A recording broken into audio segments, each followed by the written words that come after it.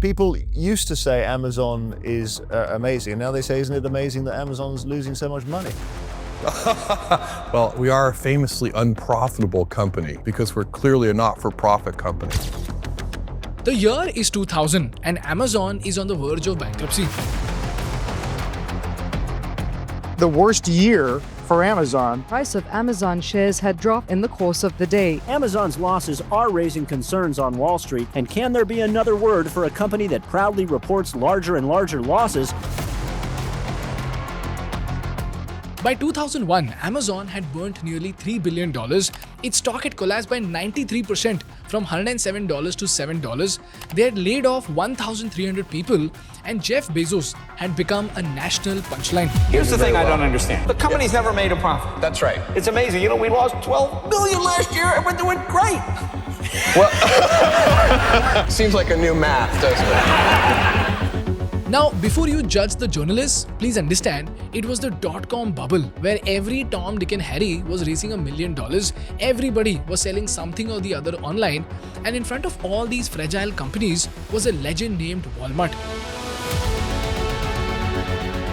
Walmart became the nation's top retailer. Walmart's global influence continued to grow. Always open to innovation, the company continued to experiment with new ideas. Walmart had cemented its position as a global retail leader.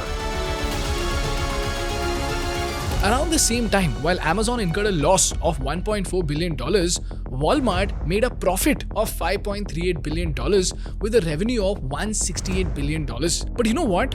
While journalists were writing Amazon's obituary, while analysts were modeling its bankruptcy, while Walmart was preparing its execution, a small group of engineers inside Amazon were quietly working on something that had nothing to do with books, nothing to do with retail, nothing to do with anything Amazon was supposed to be. It was a side project born out of a random email. And on paper, it made absolutely no sense for a dying bookstore to be working on. But accidentally, this idea today is worth $1 trillion, and it makes more money than Coca-Cola, Pepsi, and Starbucks combined. In 2025, while Walmart made $29 billion in profits, this side project of Amazon made $45 billion. This side project is now called Amazon Web Services.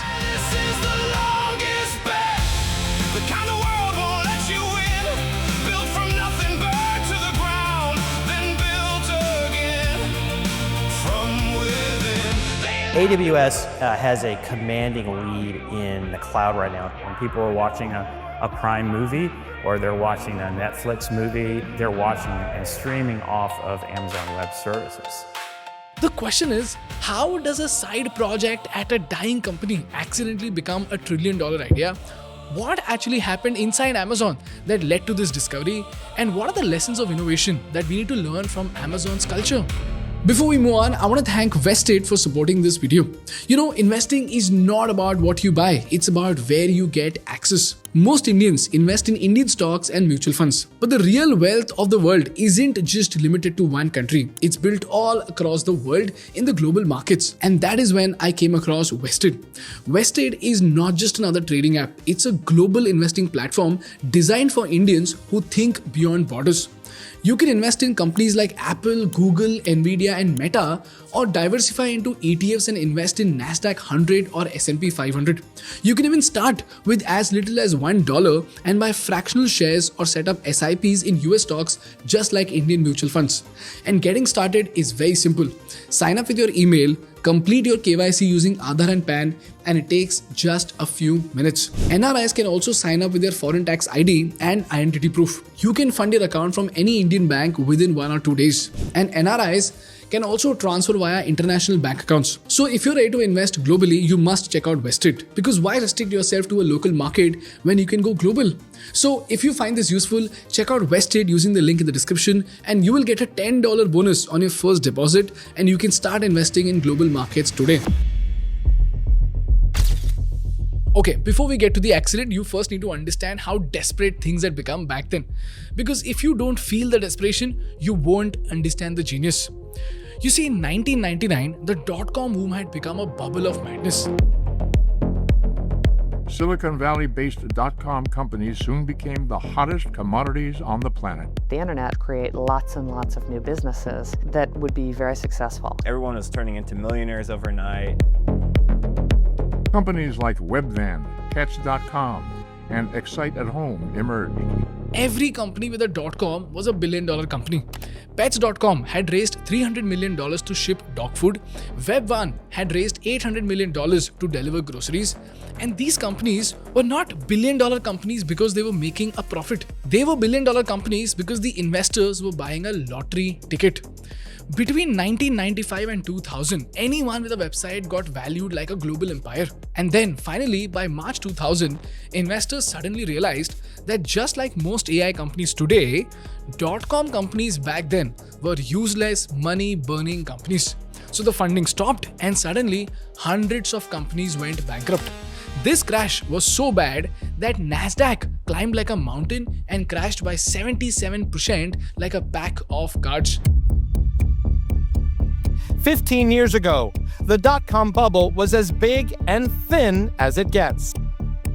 Nasdaq's main index hit its record high of 5,132 on March 10, 2000.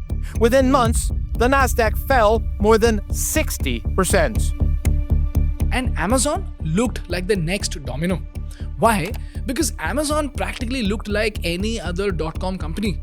Even 6 years after founding, they were incurring a loss of $1.4 billion a year. And honestly, the journalists had a point. Amazon was a bookstore that had never made a profit.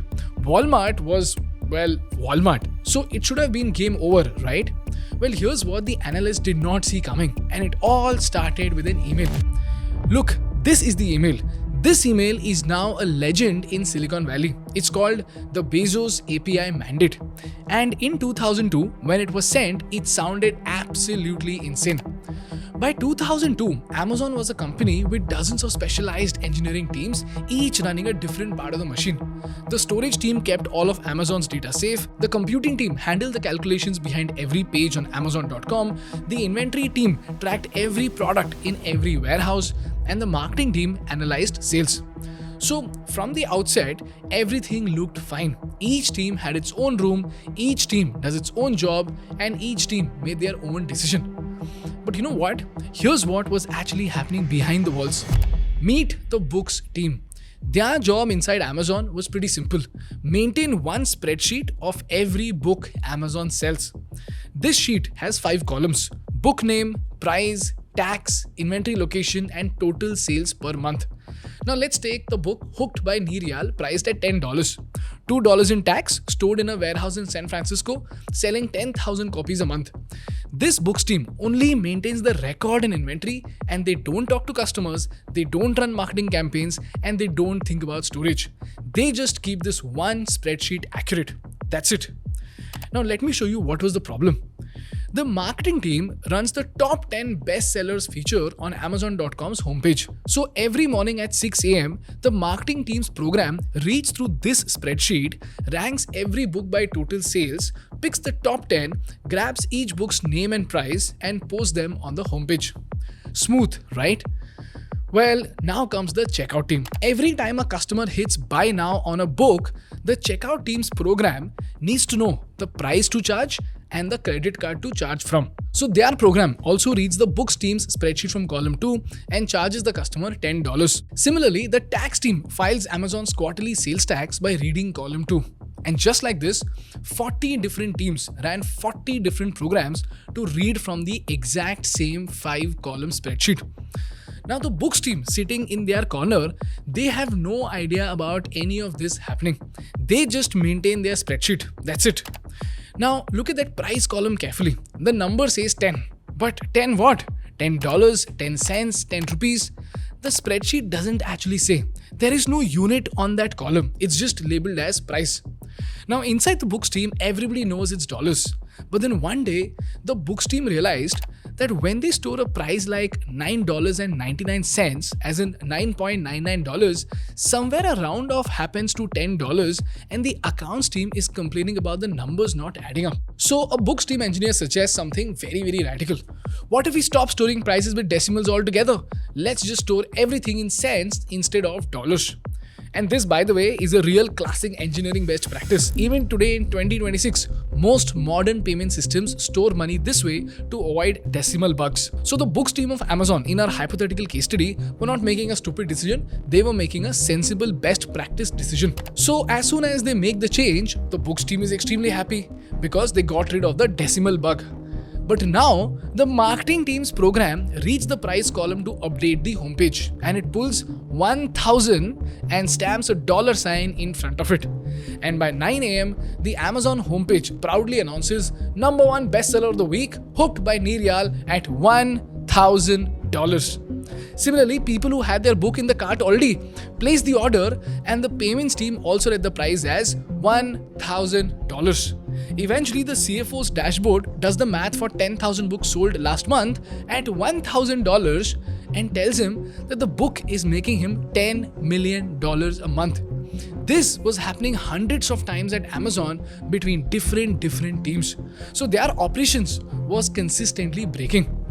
Now, the bigger issue with this problem is that if you tell the books team to not update, not change currencies, not expand the column, Amazon would have become a paralyzed and dead company because the books team had to do what helped their operations. It's just that they had to do it without messing or breaking other systems.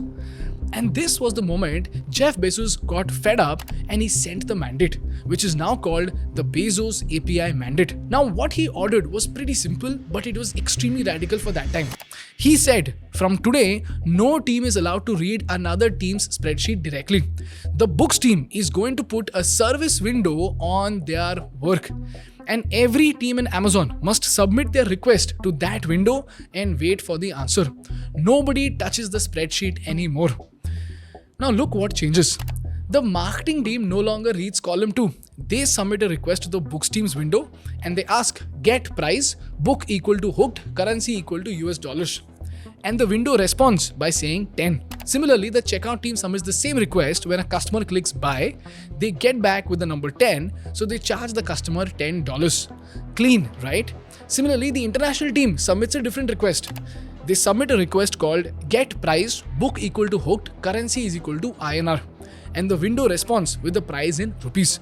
Because behind the window, the books team handles the conversion using the exchange rate that they think is most accurate. That's all an API is. But Jeff did not stop here.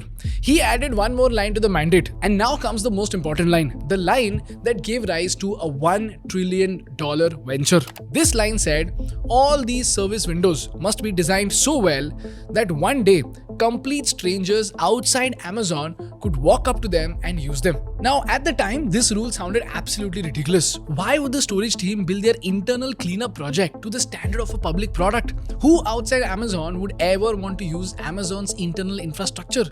Nobody knew it yet, but that one extra sentence was the seed of AWS.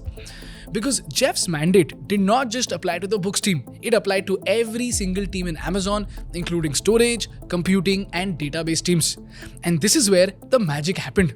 You see, most teams at Amazon, they were infrastructure teams. These teams did not sell books. They ran the underlying machines that made Amazon.com work. Let me name 3 of them, because these 3 are the ones that became AWS.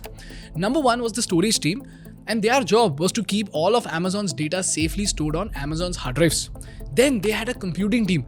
Their job was to run all the calculations that power Amazon.com. So every search, every page render, every recommendation that needed raw compute processing power was actually being processed. And lastly, they had the database team. Their job was to organize Amazon's structured data so that other teams could quickly look things up. Now, each of these teams were forced by the mandate to build a service window on their work. Now, do you remember what an API does?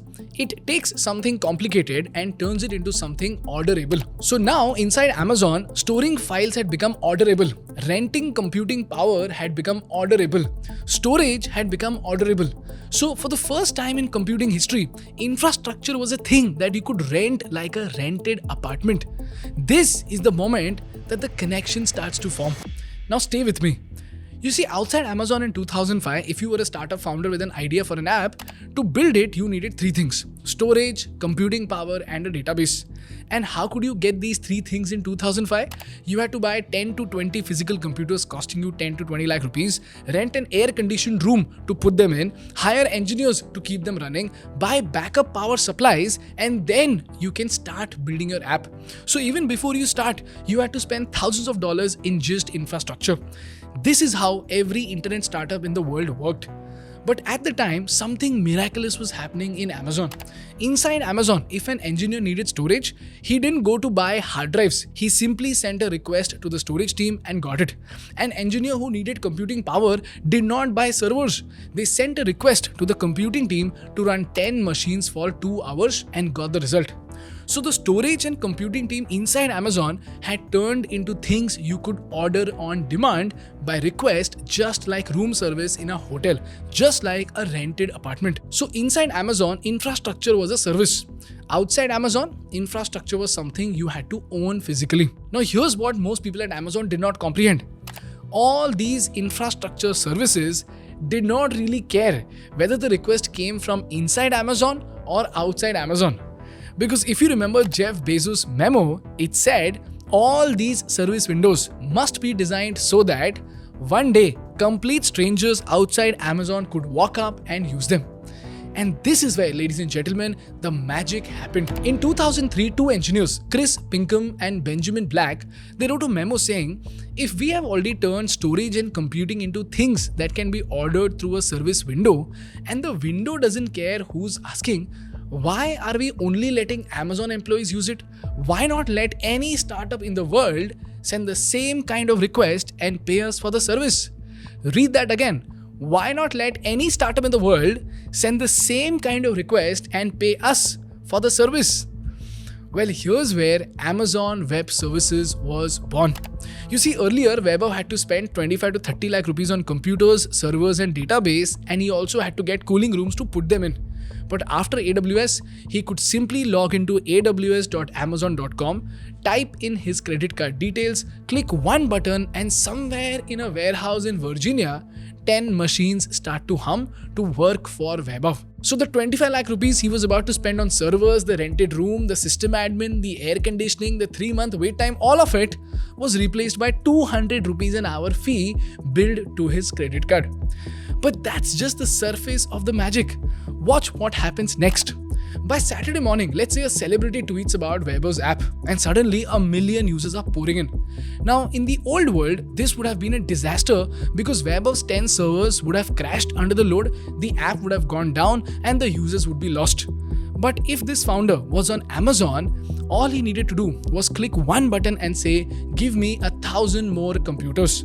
And in just 3 minutes, AWS could have allocated 1,000 fresh machines, the app could handle the spike effortlessly, and every user could use the app effortlessly.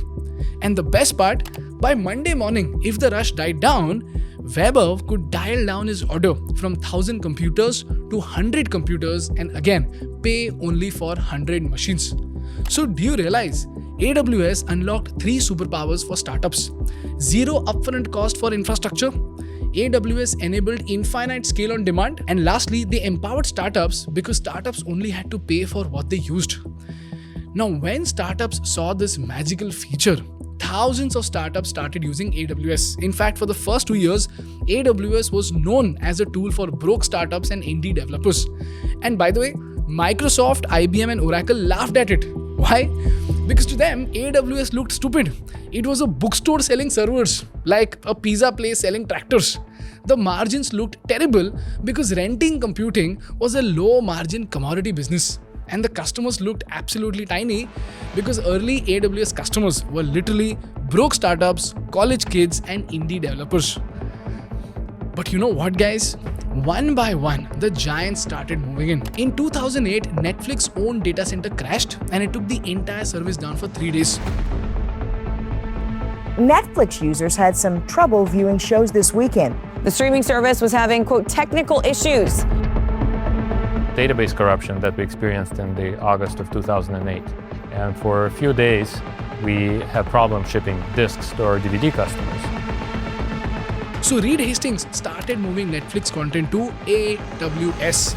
And by the way, One of those broke startups turned out to be Airbnb, which was built on AWS from day one and became a multi-billion-dollar company. Similarly, Dropbox, Slack, Spotify, Reddit, Pinterest, Lyft, Stripe, Shopify, Coinbase, Zoom, even the CIA used AWS. And while people were laughing at AWS, Jeff Bezos kept it a secret for 9 long years. For 9 years, Wall Street had begged Amazon to disclose AWS numbers. And for 9 years, Bezos said no. And finally, on 23rd April 2015, Amazon finally did it. They broke out AWS as a separate line item in their quarterly earnings. And you know what the number was? The number was $1.57 billion in revenue for 1 quarter alone. That was a run rate of $6.3 billion. Now, this was such a shocking moment that the next day itself, Amazon stock jumped by 14%, investors went crazy, and Wall Street realized that this bookstore wasn't a bookstore anymore. The bookstore was running the most profitable cloud business on earth. Amazon.com has its head in the cloud. Its web service grew 50% in 2014. Last year, AWS generated more than $25 billion in sales. Plus, they're still growing like a weed. Get this, they're up 47%. AWS has been one of Amazon's most profitable business endeavors. And look at this chart. This chart broke the internet. In 2025, AWS generated $125 billion in revenue and $46 billion in operating profit, while Walmart's entire business only made $29 billion. Today, AWS alone is worth $1 trillion. And Jeff Bezos, the man that people laughed at, became the richest man on earth. This is how a side project born out of a random email makes more money than Coca-Cola, Pepsi, and Starbucks combined. So the lesson over here is pretty simple, and listen to it from the man himself. What we're really focused on is thinking long-term, putting the customer at the center of our universe, and inventing. Those are the 3 big ideas to think long-term, because a lot of invention doesn't work. If you're going to invent, it means you're going to experiment, you have to think long-term. You need to be nimble and robust, so you need to be able to take a punch, and you also need to be quick and innovative and doing new things at a high speed. That's the best defense against the future. And you have to always be leaning into the future. If you're leaning away from the future is going to win every time. To be innovative, you have to experiment. If you want to have more invention, you need to do more experiments per week, per month, per year, per decade. It's that simple. You cannot invent without experimenting. And here's the other thing about experiments, lots of them fail. If you know it's going to work in advance, it is not an experiment.